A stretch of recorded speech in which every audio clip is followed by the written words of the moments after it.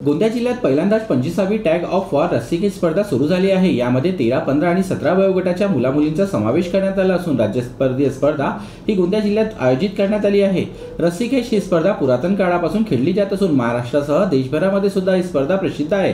हा खेळ जुना प्रकार असून महाराष्ट्रासह इतर देशांमध्ये सुद्धा खेळला जातो। या खेळाला पुन्हा ऑलिम्पिकमध्ये समाविष्ट करण्याबाबत प्रयत्न सुरू आहेत। येणाऱ्या काही दिवसातच हा खेळ ऑलिम्पिकमध्ये सुद्धा समाविष्ट होऊ शकतो। एवढेच नाही तर या खेळाच्या माध्यमातून विद्यार्थ्यांना 25 गुणाची वाढ आणि शासकीय नोकरीमध्ये सुद्धा खेळाचा समावेश असल्यामुळे विद्यार्थ्यांनी सुद्धा मोठ्या प्रमाणात सहभाग नोंदविला आहे। 25वा महाराष्ट्रीय राज्यस्तरीय टग ऑफ वॉर रस्सीखेच अजिंक्यपद स्पर्धा ही घेतली जात आहे। खरं तर प्रत्येक गोंदियावासियांनी याचा थोडासा का होईना लाभ घ्यायला पाहिजे।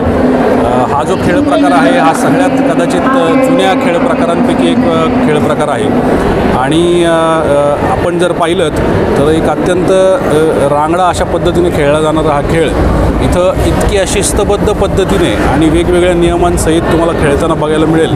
प्रत्येकजण शालेय जीवनामध्ये कधी ना कधीतरी हा खेळ खेळलेला आहे, परंतु तो अगदी सायंटिफिक आणि एकदम प्रोफेशनल पद्धतीने कसा खेळला जातो हे इतक्या कमी वयाच्या या शालेय मुलांच्या वतीने तुम्ही जर खेळताना जर या ठिकाणी बघितलं तर निश्चितच मला वाटतं प्रत्येक शाळेतल्या मुलाला याच्यातून इन्स्पिरेशन मिळू शकतं। सर, ही 25वी राज्यस्तरीय रस्सीखेच स्पर्धा आहे। यामध्ये सब ज्युनियर आणि ज्युनियर म्हणजे 13, 15, 17 आणि 19 वयोगटातले खेळाडू इथं आलेले आहेत।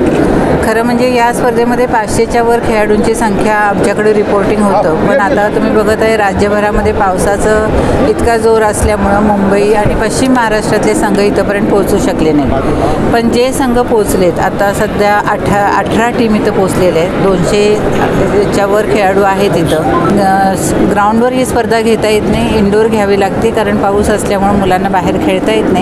पण निवास व्यवस्था आणि एकंदरीत स्पर्धेचं आयोजन नियोजन अतिशय उत्कृष्ट या ठिकाणी केलेलं आहे। हा खेळ पूर्वी ऑलिम्पिकमध्ये होता आणि आता सप्टेंबरमध्ये जर्मनीला वर्ल्ड चॅम्पियनशिप आहे, तिथं 78 देशांनी सहभाग घेतलेला आहे आणि आमचं इंटरनॅशनल फेडरेशन आता पुन्हा हा खेळ ऑलिम्पिकमध्ये समाविष्ट करण्याचा प्रयत्न करत आहे। पॅरिस ऑलिम्पिकमध्ये याचं डेमॉन्स्ट्रेशन देखील झालेलं आहे, तर आम्ही आता एक पायरी पुढे जात आहोत आणि लवकरच हा खेळ पुन्हा ऑलिम्पिकमध्ये येईल अशी आम्हाला आशा आहे। ठाणा, नागपूर, अमरावती, वर्धा, नासिक, गोंदिया लगभग राज्यों के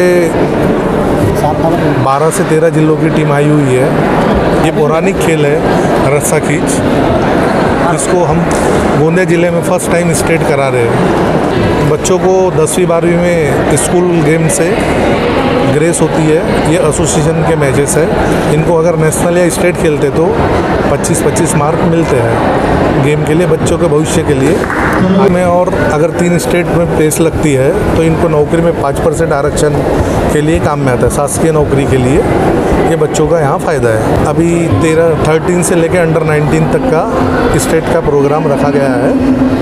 गोंदिया शहरातील क्रीडा संकुल या ठिकाणी ही 25वी अंडर 19 राज्यस्तरीय टॅग ऑफ वॉर स्पर्धा सुरू असून या स्पर्धेमध्ये महाराष्ट्रातील विविध जिल्ह्यातील 500 स्पर्धक समाविष्ट होणार होते।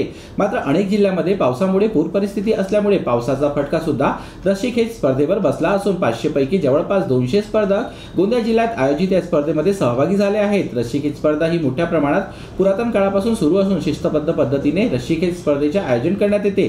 पहिल्यांदाच गोंदिया जिल्ह्यामध्ये अंडर 19 स्पर्धा आयोजित करण्यात आली असून या स्पर्धेमध्ये भाग घेणाऱ्या विद्यार्थ्यांना 25 गुण खेळाडू म्हणून दिले जातात। तसेच नोकरीच्या आरक्षण कोट्यामध्ये राष्ट्रीय स्पर्धा खेळलेल्या खेळाडूंना केंद्रात नोकरीमध्ये 5% प्राधान्य दिले जाते। या खेळाचा समावेश असून महाराष्ट्रामध्ये सुद्धा या खेळाडूंना नोकरीमध्ये 5% आरक्षण देण्याची मागणी आता या रस्सीखेच असोसिएशनद्वारे करण्यात आली आहे। एवढंच नाही तर येणाऱ्या दिवसात रस्सीखेच स्पर्धा आता ऑलिम्पिकमध्ये दिसणार असल्याचे आयोजकांचे म्हणणे आहे। एकंदरीतच गोंदिया जिल्ह्यामध्ये पहिल्यांदाच अशा स्पर्धेचे आयोजन होत असल्यामुळे स्पर्धकांनी आणि खेळाडूंनी या स्पर्धेचा आस्वाद घ्यावा असे आवाहन गोंदिया जिल्ह्याचे पोलीस अधीक्षक निखिल पिंगडे व आयोजकांनी केले आहे।